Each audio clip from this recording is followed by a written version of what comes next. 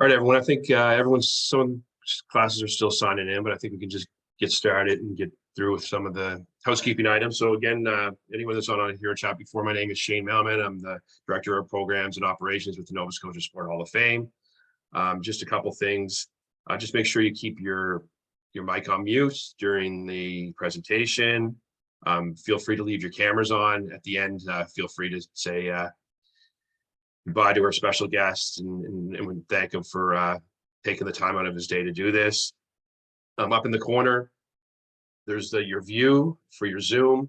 Put it on speaker view. That way you'll only see Bruce and Bill. We have a little bit of an echo, but we're going to work through that with the just by muting and Bruce asking questions. So I guess without further ado, I'll pass it off to our CEO of the Nova Scotia Sport Hall of Fame, Bruce Rainey, and we'll get going. All right. Good morning, everyone. Thank you, Shane. This is one we've been doing these for, I guess, a couple of years now, and this is one that I personally really wanted to try to get for all of you kids. This is one of my favorite athletes in Nova Scotia history. He was a pioneer here in the province, the first Black Nova Scotian to ever play in the NHL, third overall. Played close to 150 games in the NHL for both the Washington Capitals and the Winnipeg Jets.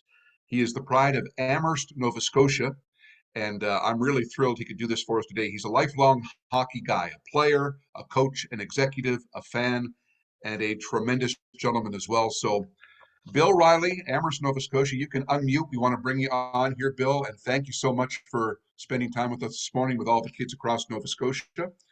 And the way we've done this in the past, Bill, is I've gotten questions from kids, and I'm just going to pass them along to you because their questions are so good, they're way better than anything I would have ever come up with. So, you good with that? Yeah, 100%. It's great. I'm. Thanks for having me, and I love giving my time to the kids. You're a good man. Here's the first question from Astral Drive Elementary, the 2-3 Doyle class, okay? And it's a good one to get started. How did you get started playing hockey? What are your memories? Well, I spent a lot of time playing road hockey. I still love to play road hockey today, to tell you the truth. We had a big road hockey tournament up in Miramichi last year, and I enjoyed it fully. Like I said, I started playing road hockey, and then if we got a bit of outdoor ice, I would, be on the ice from daylight to dark. And then my buddy came to me, I guess I was 13 years old, and said, look, we can join minor hockey. And so I never joined minor hockey till I was 13, but that's how I got it all started. Were you pretty good right away? Do you remember being able to play this game pretty well? I could play the game. I was a great player on the street, but when it came to the skating part, that's where I lacked in a big department. And I was actually 24 years old when I went to power skating school and learned how to stretch out my stride.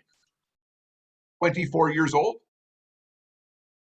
Yeah, I was 24 when I went to power skating school, and it was just a matter of me stretching out my stride because I was taking all the short, choppy strides.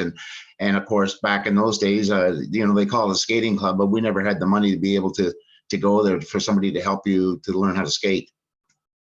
A lot of kids have asked Bill, and I'll just summarize this particular question. But how did you go from Amherst to the NHL? What's the short story version of that?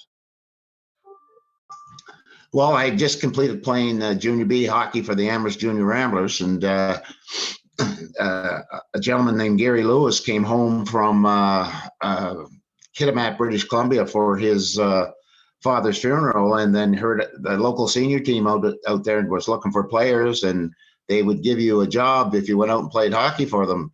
So I went from, I think, about 95 cents an hour out there to make $8 an hour. So I thought I died and went to heaven, but that's how I got to out to northern British Columbia, and I won the scoring race out there 3 years in a row, and then got scouted and proceeded to go through the process of training camps.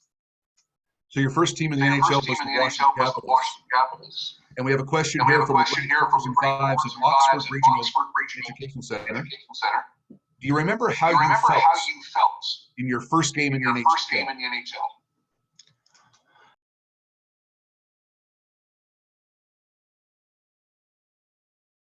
Bill, you're muted there, my friend. Still muted.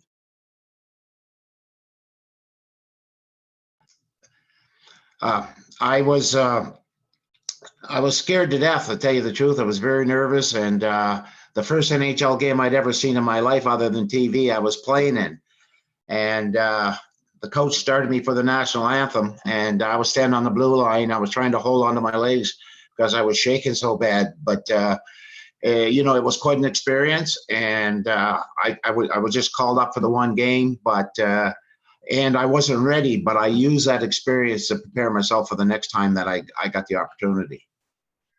A lot of kids are wondering, Bill, if you've ever met Alexander Ovechkin, who probably is the greatest Washington Capital of all time. And you're connected to him forever because tell the kids what number you wore.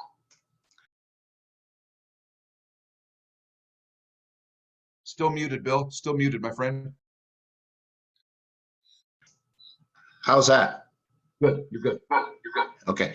So I wore number 8 in Washington, and I did meet Alex Ovechkin. I was down there for Black History Month there a couple of years ago, and we got our pictures taken together, and he's the grade 8 and I'm the late 8. And anyways, we had a big laugh, and I told him about, there's a lot of goals been scored in that number 8 jersey. And I said, he should give me a couple $1 million for all the goals I left in that jersey. Yeah, that's pretty impressive. The class, Miss Dickey's grade 3 class at Cumberland North Academy in Amherst, okay, your hometown. When you were growing up, Casey, Charlie, Nolan, and Colby and Rory all want to know, who was your favorite hockey player when you were growing up? My favorite hockey player was Frank Mahovlich, big Frank Mahovlich. Played for the Toronto Maple Leafs, and I just loved him. And I watched Hockey Night in Canada every Saturday night. I never missed Hockey Night in Canada. But again, Frank Mahovlich of the Toronto Maple Leafs was my idol growing up. A lot of kids, Bill, also want to know, who do you think the best player you ever played against was? Well, I think as a defenseman, Bobby Orr was like unbelievable. And then you had Wayne Gretzky. There was so many great players, but Gretzky was, he had eyes in the back of his head and phenomenal hockey player. So I would say that would be the top 2. Here's a question. This one comes from, I want to be sure I get it right here, the grade 3-4 McIsaac at Sambro Elementary. How did your teammates treat you when you first started playing in the NHL? What was it like as a rookie?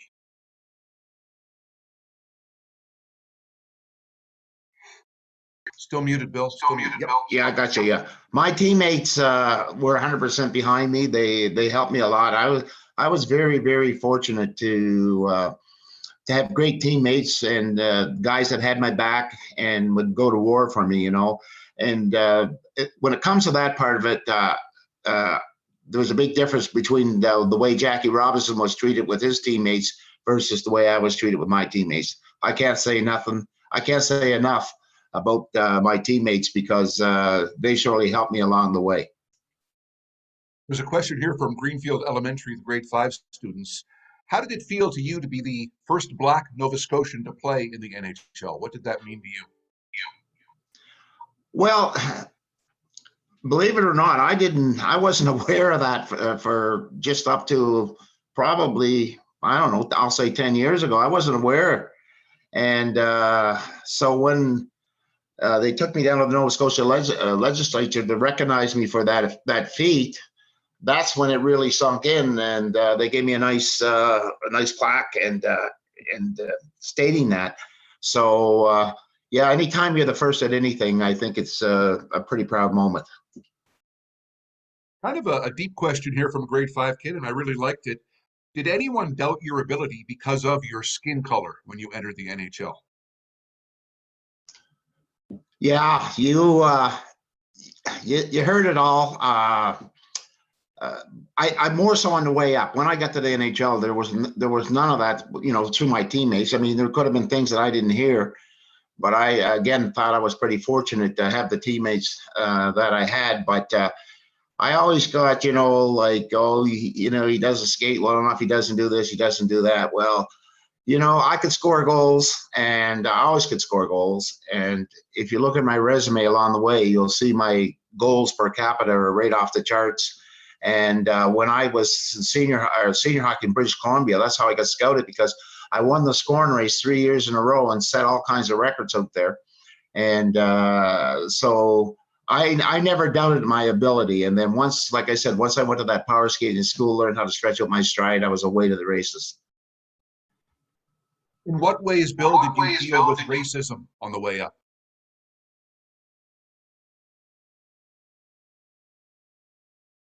Just back on mute again, Bill. You're back on mute. I said, God bless my mother, because she's 93 years old and she's still living today. And the life lessons that she taught us, and my grandfather as well. And, we were pretty good athletes, not only in hockey, but in ball as well. And you got a lot of taunting when you went to visiting towns and that type of thing. But my mother always said, don't let that distract you. They're just trying to distract you from playing your game. And so that's what I took. I took all that verbal abuse and turned it from a negative into a positive. Yeah, one of the kids wanted to ask what inspired you playing hockey when dealing with racism. And I think you might have answered that, but you want to expand on how you kept going in the face of ugly things being said to you? Well, I was a pretty physical player too, as well. So if there was ever any on ice, racial slurs or anything on ice, I mean, I could pretty well take care of them. But it just made me a little more determined. I'm saying, hey, you know what? I got to battle my way through this. But the hardest thing to battle your way through is what they call closet bigotry, which I never knew what that terminology was until I was 24 years old. And but coming up, I mean, yeah, there were a lot of doors slammed in my face, some that I knew about and a lot that I didn't know about. But it just made me more determined. And anytime that a door was slammed in my face or there was a hurdle, I found a way to get over it, and I found a way to get through the door. Here's a great question. What was your favorite part of your career? If you could pick one year or one moment, what would you say? Well, I guess there's several. Your first NHL goal is, that's the thrill of a lifetime for any athlete or any hockey player. And, I scored it on a Hall of Fame goaltender named Eddie Jackman. So those are parts of my career I never forgot. And then the Washington Capitals had the first overall pick out of the amateur draft that year. And a gentleman by the name of Rick Green, they took first overall, and great hockey player, great guy. And we had a Rookie of the Year selected by the teammates, and it came down to him and I, and I got the most votes. So I thought being the Washington Capitals Rookie of the Year in 1977 was quite an achievement. Here's a great one. This one comes from the grade 9 civics French immersion students at Yarmouth Consolidated High School. Do you believe that you were able to help and motivate other people of color to pursue their passion? I would like to think that I did. I can remember seeing Everett Sanapaz, an indigenous friend of mine. I was friends with his dad, and I remember seeing him when he was probably at the midget, maybe the midget junior level. And I went in the dressing room, sat down beside him, and I told him, I said, look, if you want to play major junior, you want to play pro, you're going to put some more meat on your bones. And boy, did he ever put meat on his bones. And he ended up being the highest indigenous player ever drafted in the National Hockey League. He went in the first round to Chicago Blackhawks. And so I'm hoping that, yes, I have been a role model, and I'm hoping that the kids of color, when I was playing, turn the TV on and say, hey, if he can do it, I can do it. These kids also would love to know if the way you experienced racism ever affected your love of the sport or how you felt about the sport. No, nothing could ever diminish my love of the sport. I mean, like I said, I was a student of the game, and again, like I said, I used to watch Hockey Night in Canada every Saturday night, and so I seen Tony Esposito, Hall of Fame goaltender with the Chicago Blackhawks, and I said, if I ever got a chance to play against him, I know exactly how I'm going to score on him. So here I am years later at Chicago Stadium, which at the time was the noisiest stadium in the National Hockey League. And here I am with the puck and Tony Esposito, and I dropped my shoulder, down he went. I knew he was a flopper, dropped down he went, and I put it in the top corner, and I went, hey, I just scored my dream goal. So that's, like I said, that's it's memories you never forget. I'm going to go back to Oxford Regional Education Center for a second. This is a good one because you are Nova Scotian, but you coached the Moncton Wildcats. So one young fellow wants to know, who do you like better, the Mooseheads or the Wildcats? Well, you know, I'm a Wildcats alumni, and you know, I had, you know, Robert Irving gave me the distinct pleasure of being the first ever coach and general manager. We were an expansion club; things were tough, but anyways, that's another part of history that can never be taken away from me. And I knew Harold McKay and a bunch of the guys at Moosehead Breweries when they started the Halifax. So it's you know, it's tough. It's tough for me to make that call.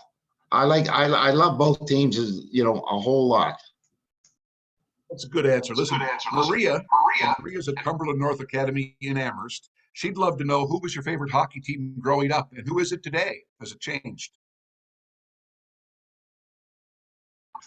Well, it was the Toronto Maple Leafs growing up, and then you know, I was lucky enough to make the Washington Capitals. So then you know, you become a Capital alumni for life. So I would say right now my favorite team would be the Washington Capitals. And to tell you how I became a Toronto Maple Leaf fan was my mother gave me one year for Christmas Toronto Maple Leaf pajamas, and she gave my brother Chicago pajamas, and Chicago's got 3 cups and Toronto's got none, so I got the wrong side of pajamas. Listen, I want to head back to Greenfield Elementary. One great question here. Did you win any Stanley Cups?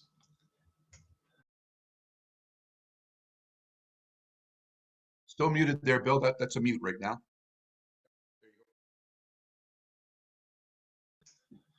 I never had the opportunity to play for the Stanley Cup, but I was fortunate enough to get the second highest cup in hockey, which was the Calder Cup. So I was the captain of the 1981-82 Calder Cup winning New Brunswick Hawks. And to win at any level is such a special thing that you'll remember the rest of your life. And not only will you remember winning, but you'll remember every teammate that played on that team. And, you know, I'm still in communication with a lot of those guys today. Got a question here from Spring Street Academy in Amherst. Just a general question asking if you could talk about your experiences growing up in the small town of Amherst. What was that like for you? Well, you know, we didn't have, I mean, I think we had more back in that day than we have now. I mean, we had you know, 2 outdoor rinks. We had tons of ball fields. We had a place called Dickey Park where everybody went every day, 7 days a week, the whole summer. And so, you know, growing up, you know, I got to play ball, I got to play hockey, I got to go fishing. And my mother used to tell me when I was going to school, she was saying, these are the best days of your life. And that's what I'll say to you children. These are the best days of your life. You want to enjoy them because once you get, you know, get your education and stuff, then you're out working and you're gone every day to try to make a living to feed your family and friends and that type of thing. So, but growing up in Amherst, like I said, we used to walk from Amherst, Nova Scotia. We used to walk from the town all the way out. The kids from Spring Street there might know. We used to walk out to a place called the Pump Station. We walked out there every day, fished the brook all the way up, fished the brook all the way back, and then walked home. And I see an awful lot of parents at that Spring Street school picking up their children. And we used to walk there back and forth twice a day.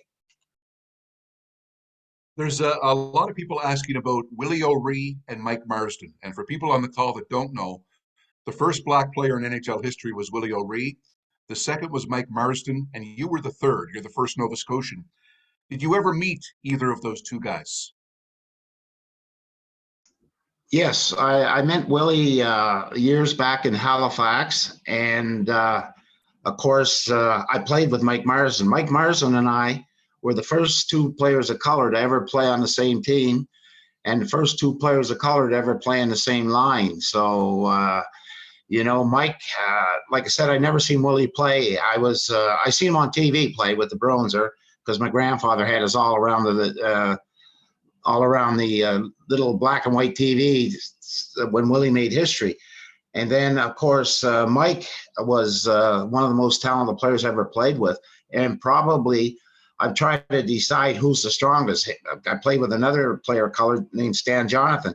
So Stan Jonathan and Mike Marsden were two of the strongest individuals I've ever encountered. And and Mike was a genuinely, really good guy. And, I understand he's having some health issues now. I talk to him probably once or twice a month. But, time waits for no man or woman. Yeah. An overall general question here. A lot of kids noticed that you went on to have a long coaching career after your NHL playing career. What did you like best about coaching? I liked the fact that I could teach kids. I liked the product that I got in September, and and then what the product was come January, February, and so the improvement in the kids. Like I said, I loved the teaching. I was competitive. I loved the win. The thing was that. And the most important thing was I had a lot of guys that had not graduated high school in Amherst. That they came in from Ontario because major juniors it's very difficult back in the day to play the hockey, play all the hockey, the practices, and get your education at the same time. So I had 3 or 4 players that probably every year. That part of the deal was if you want to play in this hockey club, you have to go to school. And by God, do I ever get the calls from the guys thanking me and this type of thing. One guy, gentleman, you probably know, Gord Dickey, played for Dalhousie University and stuff. He went from, he got a high school diploma in Amherst and then went on to Dalhousie and has done very well out in the world. So that was, I guess, is what's most proud of the coaching is we have guys that have gone on to be policemen, all the firemen, all the first responders. So that's what I really, really enjoy when I hear how well the kids are doing. Yeah. A lot of questions here from kids about not only coaching, but also what you're doing now in life. And you look great. You're still in really good shape. How do you stay in shape? What do you do? Well, I mow grass. I'm mowing grass all the time. But no, I walk around. I like to hunt. I like to fish. And, Father Time's catching up to me now. I had, a lot of good years where I never had one health issue. And, but that's what I do now. I'm retired and I spend most of my time this time of year fishing. I just came back from PEI with Forby Kennedy's family and was over there fishing and looking forward to going back. And then Tommy Coolin, I spoke with him yesterday. We're going to go to the Miramichi fishing.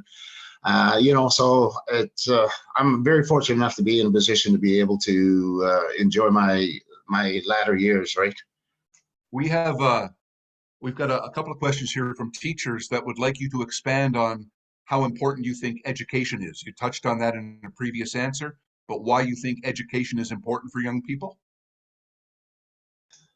Well, it is without question. And I remember my late son, I gave him a poster for his bedroom one time, and it showed, it said the value of a good education. And of course it showed, the things you can obtain if you have a good education. And when I played hockey, I didn't have the education. I was the same as the kids I was talking about. And so they know they can hold that against you, right? Like a graduate, a university graduate, if he's playing hockey, he's got a lot more bargaining power than a guy that has a high school graduate or a guy that didn't graduate from high school. So the executives of the professional hockey teams, they know that this guy, he's got to take the money that I offer him, or he's, because he's not going to go nowhere. And basically, they were right. They had you in a vice. So if you want the nicer things in life, and if you want to be able to provide for your family, you need to get a really, really good education. And, I see some friends, I see some people now with the way the economy is, and they're struggling to feed their families and stuff, right? And I feel like they used to say years ago, my grandfather had a horse and wagon, and he used to grow a great big vegetable garden. And so he would go around the poor folks' home and leave big bags of vegetables on their step, and they never knew who did it. And that's what I feel like doing sometimes, because I see situations, or I see certain kids coming home from school. You want to make sure those kids can go to school and have a lunch, and it's just I just go back from my school days and those types of things. And the milkman used to bring milk, and kids that had money they were able to purchase milk for the week. You had to give everywhere. Well, we never had the money to purchase the week, but if a kid was sick and they had purchased milk, here we were putting our hand up trying to get that bottle of milk. So education, that's the most valuable thing you'll have in life. We have time for two more questions, okay? Let's do one hockey and then one kind of geared toward life a bit. But from the grade 8 kids at West Colchester, they would like to know, what's your favorite hockey drill?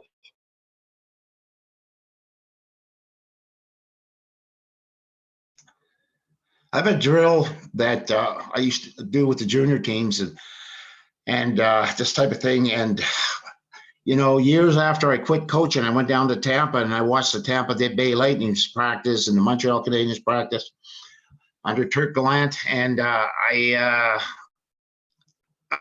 what I do is I put a defenseman at the back of the dots at both ends of the rink. I put the line up the center ice. Then I have them dump the puck in, and it goes D to D and up. They will reverse. You go in, you dump it, you go D to D, reverse, come back, dump it into the next set of defense, go D to D, reverse, and come down and take a shot. You can turn that drill after a bit. You can have one defenseman drop off, and you can turn it into 3-on-1s, 2-on-1s type of things. But first, I let them do it 3-on-0 until they learn to execute it properly. That drill is probably the best drill in hockey, believe me. And like I said, I've been doing it for a long time.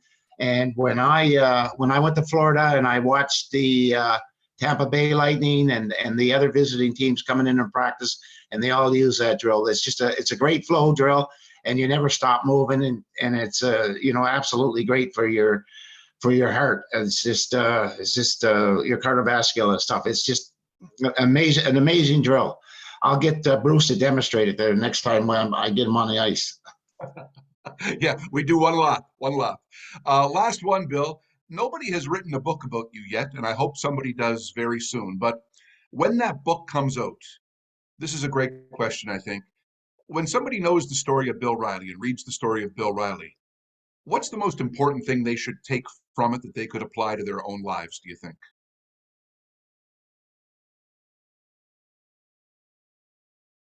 Got to unmute here, Bill, for the last answer. Just unmute. Yep. Never give up. The hard work and determination will take you a long way. And every time they told me I couldn't do something, I worked 10 times as hard to do it. And I remember when I first started out playing hockey, I could only stop on one side. And then I started practicing till I got to the point where I didn't know what was a good side, what was a bad side. I could stop equally as well. So the biggest thing is that, you have to be determined. You have to work hard. If you don't put in the work at any level, you're not going to be successful. So you have to put the work in. And one of my crowning achievements was when I was playing at the professional level, I trained hard in the summertime, very hard in the summertime. And I did a lot of road work. And by the time I get ready to go to training camp, I was running 9 miles a day. And I'm running 9 miles a day easy. And again, like I might be running those, I might be running, say, a 6.5, 7 minute mile of those 9 minutes. By the time I get to training camp, I was running at 9 miles. I'd be down to probably 6.5 minutes. And, my heart rate, the doctors from the University of Ottawa, they do a thing where they have you go to your max, and then they put a stethoscope on your heart, and they said they do the Ottawa Rough Riders, they do all various professional teams, and they'd never seen a recovery rate like Bill Riley. So, like I said, I put in the work, and that's one of the things I guess I was most proud of. Well, listen, we're really glad to have you on this. As I mentioned, Bill, you were the guy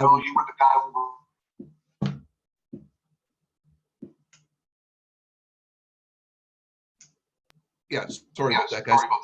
I want to thank you all today, and for listening to Bill. Bill's the guy we wanted to have on here. And as we leave, I'd like to ask us all to send really positive thoughts to all of the kids and teachers in the Tantallon area who are having a heck of a time with those wildfires. We wish they could have joined us today, but obviously they couldn't. So, Bill, thank you very much. I'm going to turn it back to Shane. And a thank you to Shane, to Bill Riley, and to everybody for joining us today, guys. Have a great one.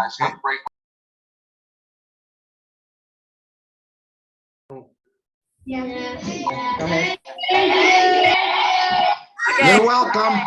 Thank you very much. Enjoy your young life. Best days.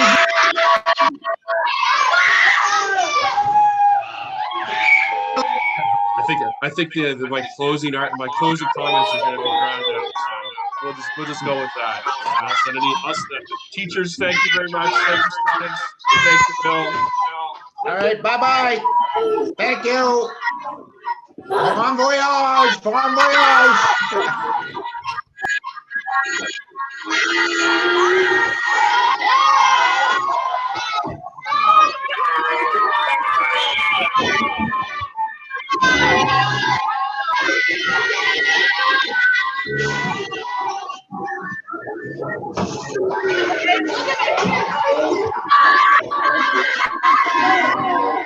Oh, to be young again.